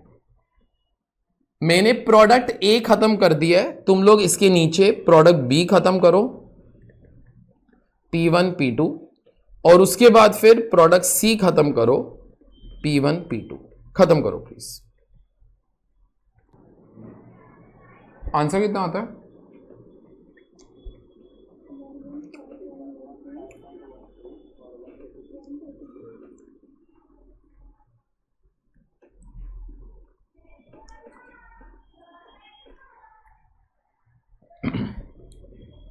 चलो सुनो, this job is done. 2 working notes के अंदर our job will be ending. तो everybody is reached till here, everybody. चलो सुनो, वर्किंग नोट 2 पे आइए। फैक्ट्री ओवरहेड्स अंडर, लेजी नहीं होना, एक्टिविटी बेस्ड कॉस्टिंग तो पूरा लिखना, क्योंकि यहां पर प्रोडक्ट्स का भी नाम ABC ही है।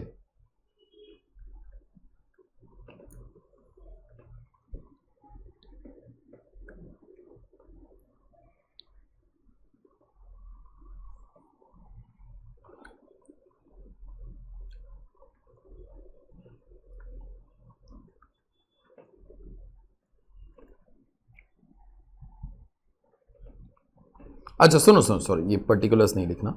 Will be making that statement जो मैंने यहां पर बनाया था, ये जो ब्लू वाला है ना, एग्जैक्टली यही स्टेटमेंट, लेकिन जस्ट फॉर मार्क्स नो एक और कॉलम वो बनाऊंगा। कभी कभी वो नहीं बनाते ना तो कई लोग मार्क्स डिडक्ट कर लेता है। तो सुनो, 1 सेकंड के लिए ज़रा वेट करना, ताकि यू ऑल नो कि कितना वेट तुमको हर कॉलम के लिए चाहिए। तो सबसे पहले यहाँ पे आ जाएगा एक्टिविटी, फिर उसके बाद आ जाएगा कॉस्ट, फिर उसके बाद यहाँ पे आ जाएगा कॉस्ट ड्राइवर, ये तो पहले भी बनाए थे। एक एक्स्ट्रा कॉलम जो मेरे को चाहिए जस्ट ताकि like you know we don't lose marks at all, cost driver rate. और उसके बाद तुम्हारे 3 प्रोडक्ट्स जिनको हम लोग कॉस्ट ऑब्जेक्ट्स बोल देंगे, product A, product B, product C. अगर रूलिंग करने वाले हो तो अराउंड 8 लाइंस के आसपास इट विल बी इनफ। ठीक है, अगर रूलिंग करने वाले हो तो ये बनाओ जरा प्लीज।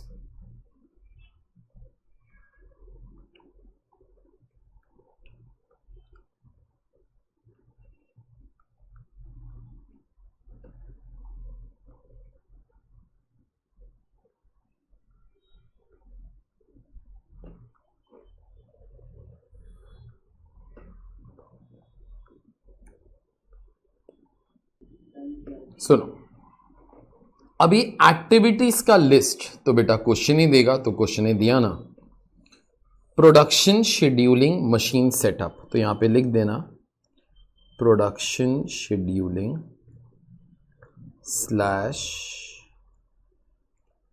/ Machine setup. उसका जो कॉस्ट था 12 लाख रुपीस था. Now it is your time. सुनो, मेरे को जरा बोलो, प्रोडक्शन शेड्यूलिंग या मशीन सेटअप, कॉमन सेंस है बेटा. अभी कॉस्ट ड्राइवर्स तो सम के अंदर से मिलेंगे, हम लोग अपने दिमाग से वो कैसे लेकर आएंगे. मेरे को बोलो, प्रोडक्शन शेड्यूलिंग या मशीन सेटअप का कॉस्ट ड्राइवर क्या होएगा? Number of setups. ठीक है, बिल्कुल वैसे लिखना जैसे मैं लिख रहा हूं please. Number of setups 240 is to 260 is to 300. Zeros भी कैंसिल नहीं करना प्लीज, बिल्कुल भी नहीं. सुनो, कैन वी से इन तीनों का जो टोटल है ना बेटा, वो तो 800 है. वो तो मेरे पास यहां पर भी था. ठीक है, अब जरा सोचो, 12 lakh rupees technically is a cost which is variable cost based upon number of setups. Is this line understood? ये वाला खर्चा होता है सेटअप्स की वजह से. ठीक है, तो this cost is variable, not based upon units but it is variable based upon, आगे बोलो, नंबर ऑफ सेटअप्स. तो 12 लाख रुपए का खर्चा होगा 800 सेटअप के लिए. जरा कैलसी ले एक बार. 12 लाख डिवाइडेड बाय 800 कितना आता है बेटा? मेरे को ना यहां पर वर्ड्स बहुत क्लियरली ऐसे चाहिए. 1500 पर, आगे बोलो, per setup.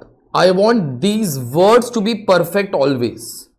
This is total cost, this number of setup, so therefore it will be giving you cost per setup. ठीक है, अभी 1500 कैलसी के ऊपर है. इंटू इंटू दबाओ 2 बार और उसके बाद चालू हो जाओ. 240 is equal to 3,60,000. 260 is equal to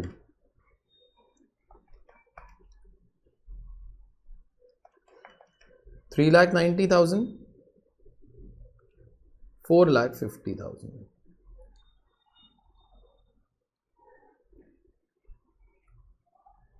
आगे सुनो, this job is done. Second वाला, रिसीविंग और इंस्पेक्टिंग. तो यहां पे लिखना रिसीविंग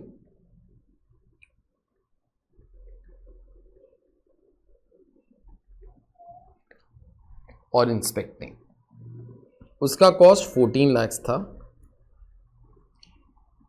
अभी सम के अंदर से ही बात करेंगे बेटा, खुद से कैसे बात करें. मेरे को बोलो, रिसीविंग या इंस्पेक्टिंग वाला जो अपना कॉस्ट है, उसका कॉस्ट ड्राइवर क्या होना चाहिए?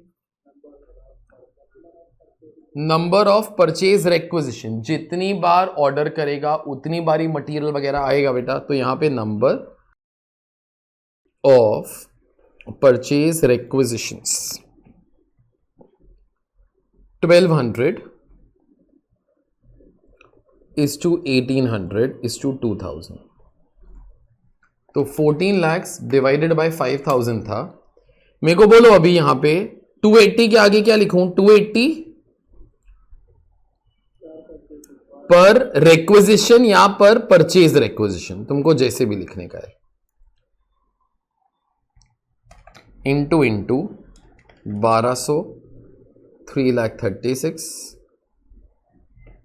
1800 5,04,000 2000 5,60,000. बस, it's all together done.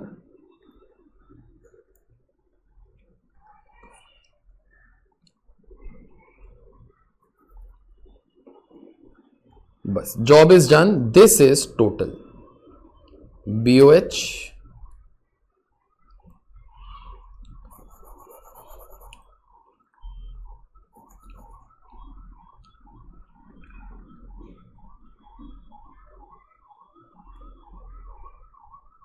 divided by number of units. This will give you overheads per unit. तो प्रोडक्ट ए का 10,000 यूनिट बनाएंगे, प्रोडक्ट बी का 20,000 यूनिट बनाएंगे और इसका 30,000 यूनिट बनाएंगे.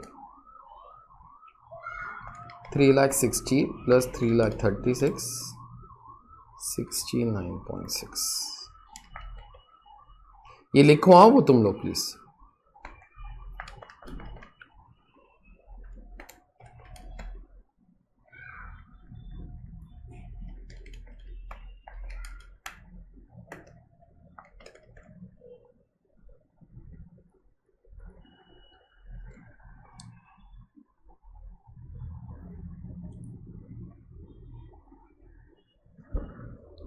चलो सुनो, ये वाले 3 आंसर्स इधर डाल बेटा, 69.6, 44.7, 33.67, 149.6, 124.7, 113.67.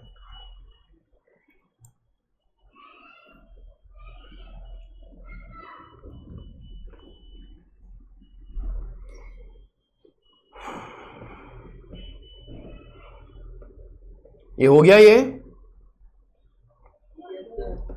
चलो अब मेरी बात सुनो, देखो सम के अंदर रिक्वायर्ड पार्ट के अंदर अगर ऐसा क्वेश्चन एग्जाम्स के अंदर आएगा ना, चाहो तो लिख लो ये वाला पार्ट 4 मार्क्स, सॉरी 8 मार्क्स के लिए होएगा, ये वाला पार्ट 4 मार्क्स के लिए होएगा।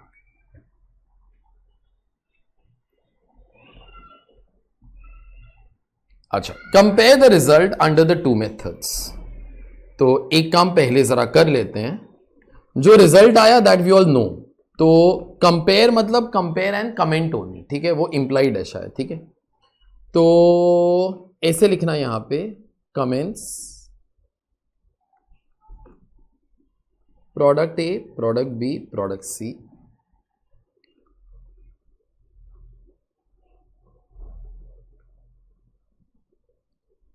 एब्जॉर्प्शन कॉस्टिंग,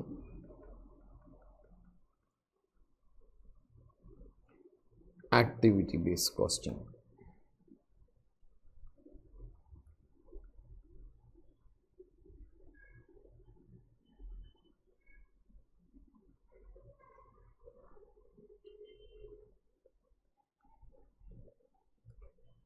तो मैंने बस इतना ही काम किया बेटा, ये वाला 2 लाइंस मैंने कॉपी किया, दिस एंड दिस, और कुछ नहीं किया।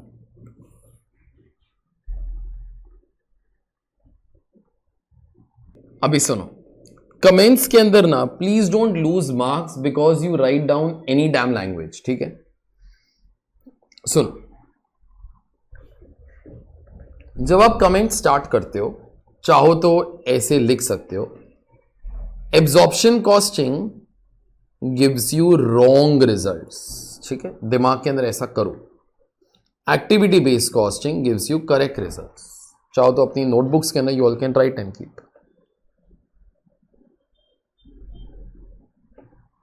ऐसे सोचो that you are following absorption costing, all competitors are following activity based costing. सुनो मेरी बात, देखो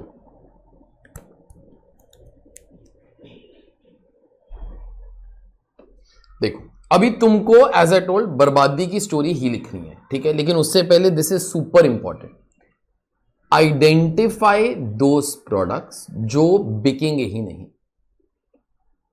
याद रखना ये तुम्हारा कॉस्ट है जो रॉन्ग कॉस्ट है, लेकिन ऑब्वियसली तुमको नहीं मालूम कि वो रॉन्ग है बेटा, ये करेक्ट कॉस्ट है जो कॉम्पिटिटर्स का कॉस्ट है। मेरे को बोलो ए, बी या सी के अंदर से कौन सा प्रोडक्ट या कौन से प्रोडक्ट्स तुम्हारे बिकने ही बंद हो जाएंगे, बताओ। सी। मेरे को बोलो सी क्यों नहीं बिकेगा तुम्हारा? कॉस्ट ज्यादा है। अगर कॉस्ट ज्यादा है तो सेलिंग प्राइस भी ज्यादा होगा। तो सबसे पहले एक लाइन इधर आएगा and that is if the product pricing is done using absorption costing. ये लाइन रिपीट करो, इफ द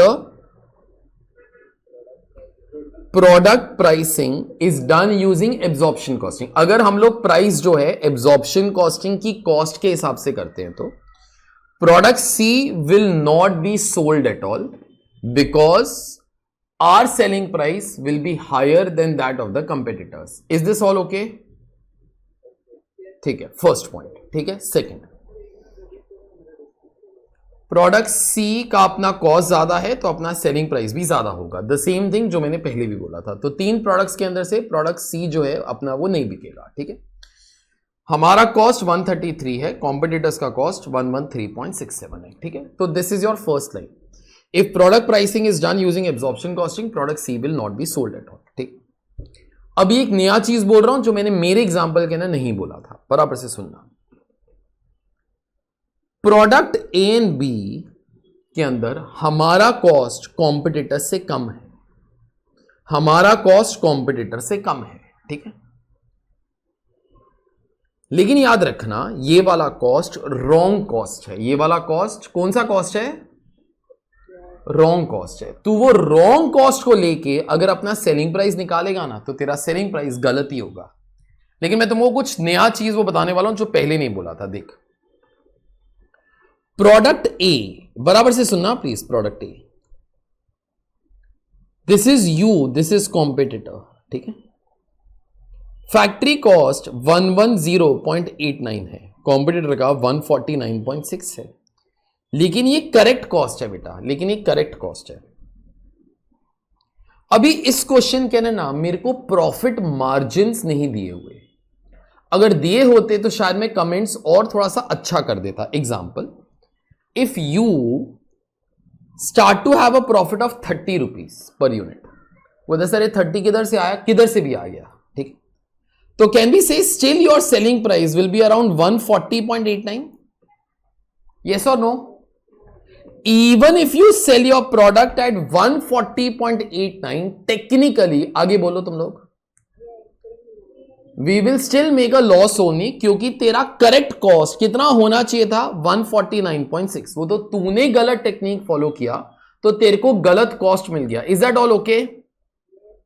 ठीक है। लेकिन तुमको एक और चीज समझ में आएगा, ये 30 तो मैंने कुछ भी बोला ना, ये सम के अंदर तो नहीं है। तो बोलते सर मैं इधर 50 लिखूं क्या? तो लिख, ओके चलो मैं इधर 40 लिखता हूं, ठीक है। अगर मैंने इधर 40 लिखा तो जरा सोच, ये वाला फिगर 150.89 आ जाएगा। तुमको इतना समझ में आएगा, then actually you will make a profit, but that profit will be very small as compare to the profit that you are thinking you are earning. तेरे को लगता है घोंचू की तू 40 रुपए का प्रॉफिट कमाता है, चिंदी तू 1 रुपए का प्रॉफिट कमाता है। तुमको समझो जो मैं बोल रहा हूं? ओके, ये चीज ना मेरे को बोलना पड़ रहा है only because of one reason, मेरे पास सम के ना प्रॉफिट मार्जिन नहीं है। तो क्या है, if your profit margin is so high that you exceed this cost, then you will make some damn profit. Okay, this 40 rupees is anything in my mind, okay, this 40 is any damn thing, okay। चलो मैं product B के लिए बोलता हूं, that'll be better। Product B अपना जो cost है 115.12 है, कॉम्पिटिटर्स का कॉस्ट 124.7 है।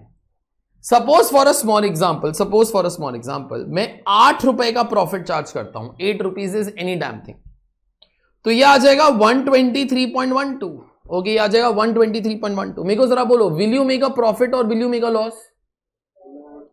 You will still make a loss only, okay. So product B can be sold at a loss, but in this case अगर सपोज में ये 8 रुपीज, ये 8 तो कुछ भी था ना, कोई बोलते सर आप 10 रुपीज का प्रॉफिट रखो, तो चलो ठीक है, तो that time your selling price in this case will be 125.12। Technically you will make a small profit, no? तो इसके लिए जब भी वर्ड्स यूज करते हो ना कमेंट्स के अंदर, be diplomatic. What you can be saying, although product A and B will have demand, it will have demand because our price will be lower than that of the competitors. So although A and B will have strong demand, but ultimately product A and B will be either sold at a loss or at small amount of profit margin. Is this language clear? And that depends upon the profit margin, no? जो मेरे पास question के अंदर नहीं दिया हुआ, अरे ये ठीक है, तो मैं ये अभी ना सी, ए और बी की कहानी इकट्ठा बोल रहा हूं, and that is if product pricing is done using absorption costing, product C will not be sold at all as our selling price will be higher than that of the competitors. Although product A and B will have good demand, but ultimately these products will either be sold at a loss or at small amount of profit margin. Therefore all the three products will fail to contribute much towards company's profit. Is that line okay? क्योंकि सी ने तो कुछ कमा कर ही नहीं दिया, क्योंकि सी तो बिकेगा ही नहीं, और ए और बी शायद लॉस के ऊपर बिके, शायद थोड़ा सा प्रॉफिट वो कमा कर वो दे दें, तो ज्यादा प्रॉफिट तो किधर से भी नहीं आने वाला। पक्का बात? ये मेरा फर्स्ट पैराग्राफ है, ये मेरा फर्स्ट पैराग्राफ है, ठीक है। अभी second and third paragraph are very small, and that is, बराबर से सुनो। सेकेंड और थर्ड पैराग्राफ के अंदर मैं क्या बोलने वाला हूं, मेरे को जरा बोलो, अगर मैं एब्जॉर्प्शन कॉस्टिंग फॉलो किया कौन से प्रोडक्ट या कौन से प्रोडक्ट्स को कम कॉस्ट मिला? ए एंड बी को कम कॉस्ट मिला, ठीक है। कोई बोलते सर अगर ए और बी को कम कॉस्ट मिला तो सी को ज्यादा कॉस्ट मिला। ऐसे ही बेटा, अगर किसी को कम कॉस्ट मिला, किसी को तो ओवरहेड्स तुम्हारा किधर ना किधर तो गया रहेगा ना यार। अगर एक को कम कॉस्ट मिला तो दूसरे को ज्यादा। Absorption costing gives you wrong result. So देखो अभी एक लाइन बोलता है, अंडर एब्जॉर्प्शन कॉस्टिंग, बराबर से सुनना, product A and B have transferred their overheads cost to product C. तुमको ये लाइन समझा? क्योंकि ए और बी को एब्जॉर्प्शन कॉस्टिंग के अंदर कम मिला। अगर ए और बी को कम मिला मतलब किसको ज्यादा मिल गया? सी को। मतलब ए एंड बी ने अपना कॉस्ट तो सी को ट्रांसफर कर ही दिया ना। अच्छा, अभी ये लाइन को कंप्लीट कर रहा हूं, ध्यान से सुनना। Under absorption costing product A and B have transferred their overhead cost to product C, whereas under activity based costing all the products get their true cost which is ascertained by means of cost drivers. Is this language okay? Activity based costing है ना, correct cost आता है। और वो correct cost क्यों आता है? क्योंकि हम लोग कॉस्ट ड्राइवर्स यूज करते हैं। मेरे को ये वाला लाइन ना तेरे कमेंट के अंदर चाहिए because activity based costing is also called as cost driver analysis. I am repeating this particular second paragraph.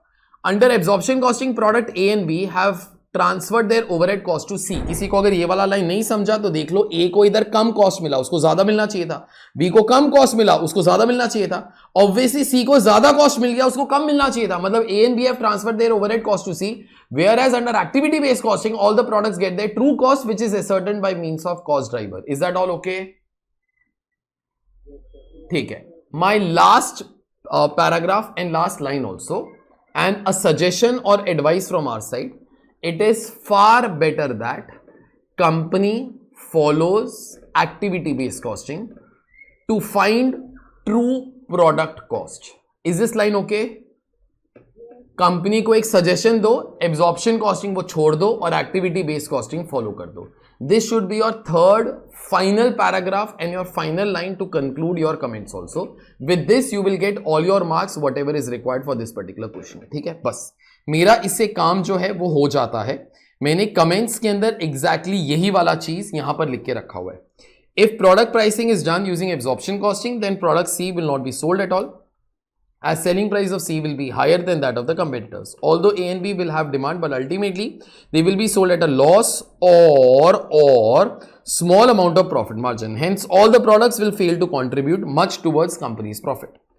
Under absorption costing, A and B have transferred their overhead cost to C, whereas under activity-based costing, each product gets their own overheads ascertained by means of cost driver. मैंने वही चीज बोला, it is much better that company follows activity based costing to find true overhead cost. बस that's it. Okay, उतना करोगे you will get all your marks. ठीक है, चलिए आज का अपना जो लेक्चर था it is all completed from my side. Tomorrow we'll continue with activity based costing.